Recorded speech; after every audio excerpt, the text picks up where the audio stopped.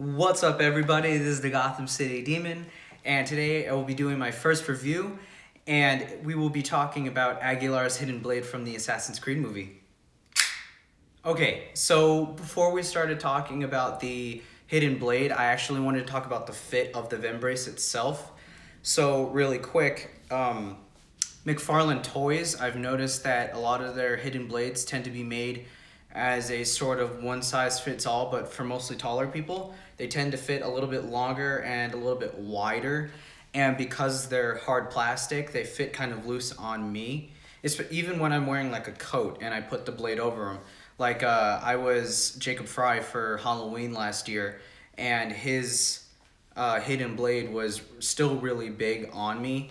And the reason why I like this one so much is not only is it like a softer plastic and it's supposed to be like a faux leather, they have this cord that's tied through, and there's this little like cinch cord thing that you can pull the string so you can adjust it to whatever size you want. And that gives me, in particular, great freedom to move around. I'm not really bothered by this like piece of plastic right here that meets right in the middle of my elbow, because it's a softer plastic and because the blade fits a little bit shorter on the whole brace itself. I can move my wrist freely. A lot of the blades I've noticed, I can't really bend my wrist downwards because this end where the blade actually comes out is kind of blocking my movement. Call it a negative, but there's also not a backside to this, but we will talk about that later. But the bonus to that is that I can move my wrist upward, so I get that really cool, blade pop out type look that they do in the games. But but we'll talk about that later. So now that we got to see how it looks on me, let's take a closer look at the blade and Vembrace itself. Alrighty, so here it is, the Aguilar Hidden Blade from the Assassin's Creed movie. So right off the bat, I will say that, first impressions, I really love this thing. I think, especially aesthetically, it is my favorite hidden blade out of my whole collection. I think I have about maybe 5 or 6. And this thing is really, really beautiful. And it's pretty cheap. If I remember correctly, I got it for like 25 bucks off of Big Bad Toy Store. I'll leave a link in the description below. By the way, I'm not endorsed by anybody. So when it comes to my reviews, anything that I'm reviewing, I have invested in myself. So if I don't like it, I will let you guys know. Especially, I will try and be as honest as possible because, these are things that I want myself. But besides that, this thing does have its downsides. There are cons to it, but there's mostly positive. So when it comes to, first impressions, taking it out of the box, this thing is absolutely impeccable, just what they were able to do with it, design-wise. So with that in mind, let's just jump into the detailing. So first things first thing anybody is always going to look at is especially the hidden blade. And I mean, this thing, they carved so much detail into it. So let's just try and zoom into that. Bam. Look at all that. It's crazy what they were able to do. So I think this is supposed to be like a gold, and obviously this is metal. But when you look at the detailing that they were able to put into the actual, I guess you could say the whole hidden blade itself, it looks really, really great. So I think those are supposed to be leaves. We have little flowers that they carved into it. We have all these like nice floral designs that they tried putting into it right there. That tiny, tiny little, that's a flower. I think this is supposed to be like, I'm assuming it's supposed to be some sort of like crystal type thing that they decided to put on top of the top of the blade. This to me, and I'm sure that I'm not wrong, this is supposed to be like an eagle. We have the head right here. There's his beak. Right here is his wings. This is the tail, fitting nice. And this works and blends really well into the rest of the blade. Right now, right here, we have like, the tip of the blade popping out. I've always really liked this look. I think the first time that they started doing this look where the blade was popping out just a little bit was in Black Flag. And I always thought that looked really cool. That was the first time that they did the single blade coming out instead of having the double extension where it was one and then there was another, the actual blade coming out of that. But when you look further down, you know, right here is the button mechanism that you push to have the blade come out. But on the toy, well, the real hidden blades, there's like a mechanism right in here, like a gear, and it'll twist. And it'll pull the string or the spring or whatever the blade is attached to, and it'll actually cause it to pop out. And then regardless of wrist pressure or whatever they've tried describing it as, when they flick their wrist again, it depresses that button inside the blade, and it causes that to spin, and it'll cause the blade to come back in. But when you look at it, you know, they gave it depth, which is really cool. They have these little patterns right inside here. I'm not sure what this is for. I noticed this in the movie, and I have the McFarlane, I have the other hidden blade, you know, the like, it's weird, but it's more expensive, but it was made cheaper than this. And, you know, this thing is supposed to like it's supposed to like, the actual blade, this is like hinges. These are supposed to be hinges. And you can pull that. It doesn't do anything, but maybe, I don't know, maybe when the blade comes out, he pushes that back down and it pulls the blade in. I'm really not sure, but regardless of that, you know, you look below where the mechanism is and there's another nice little flower. Let's flip that upside down. I mean, they really tried putting their time into how beautiful they made this whole hidden blade look. You know, you look at the plastic and look at all that pattern and all that sculpt. You know, that's really impressive that you have each individual dot. I think these are meant to be floral designs. Aguilar was alive during the Spanish Inquisition. He was Spanish, so that's probably why we have a lot of like, you know, floral type designs. That's why we have a lot of the gold. You know, I'm assuming a diamond, but, you know, you look below and they really made sure that no matter where you're looking, there's always something really nice to look at. So you have this like crosshatch type look, and then there's like a nice break in pattern with these like studs, these leather studs. And then you have this really cool looking like netted design. We have like the knots right here, and they etched in little, you know, creases because this is all supposed to be leather.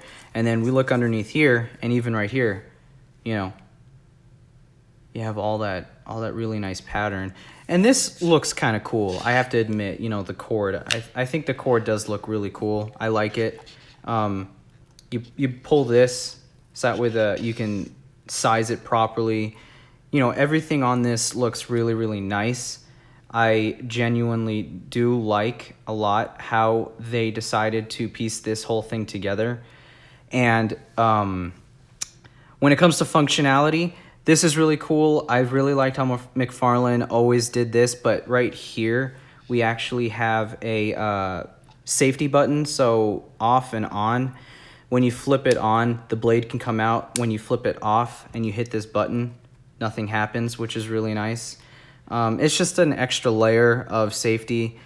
These aren't really going to hurt anybody. That doesn't mean I'm condoning running around stabbing people in the face, but you know, when you flip it on, this is what I really wanted to show you guys, because this is always the funnest part. You know, let me zoom out a little bit, fix my camera just a little.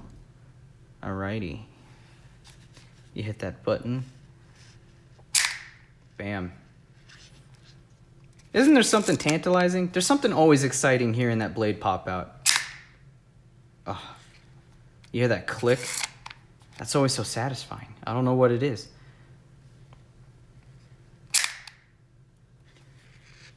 But when you take a closer look at the blade,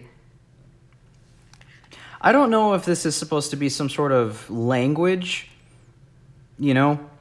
I don't know if it's meant to be like the Isu language, you know, the first civilization, or if it's meant to be, I don't know, some sort of ancient language that they etched into the blade. Maybe it's like a prayer or something. I'm not sure.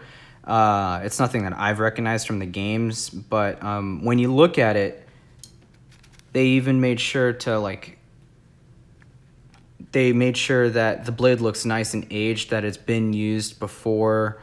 You know, we have like texturing right here in between where the, I'm pretty sure that right here there's supposed to be a gap and you would be able to see the blade inside, and there's got to be some sort of, I'm assuming, like pin that would be holding the blade. So that way when you push it in, this would be like a guard almost. But when you look at the like etchings, they made sure that, you know, the black contrasts against the gray really, really well. We see nice little like aging on the blade. We see some like scratches, and they made sure that it looks worn and it looks old. You know, like these have been passed down probably from one assassin to another. And on that note, I thought this was really cool, but when you look at it, let me see if I can find it. You can kind of see how there is supposed to be like dents in the metal. I really like that. It just kind of adds to the authenticity of the blade. And when it comes to pushing the blade back in, by the way, very simple for those of you who own blades, hidden blades, you know how this generally works, but this is on a spring. So you just push it back in and it clicks into place. You'll know that it clicks back into place when it won't pop out. And you see, so when you push it in, make sure it's clicked all the way in, and you can feel it click at the bottom, and you know you'll be good. So detailing, whatever they do have, 100%, absolutely gorgeous. They did such an amazing job on how this thing looks. When it comes to fit, absolutely gorgeous. Now, I do have to say that I am not a big fan of the fact that I think my only drawback on the blade is that this doesn't have a back piece. So as you guys know, when you wear it, you know, you slide it on, and then this fits on your forearm, and then right here goes over the top of your forearm. And in the movie, he had a guard that fit over the top of his hand, and there was like a section where you could fit your thumb through, so it would fit over your hand like this, and then there was like a leather strap that wrapped around underneath and went in. And it's kind of a shame that they don't have it on this. It would have been really cool if maybe there was like latches on both sides, and that was like an extra piece, and you could snap it on, and it came with like the leather section that you can maybe snap on inside or something. You know, it's really cool that they put so much effort into the blade. It would have been nice if I got the top section, but you can always, you know, probably buy some sort of like faux leather and replicate that yourself. It would have been nice to have gotten the full feel of the hidden blade, but for the price, it's like $25. Everything that you got, they really went above and beyond.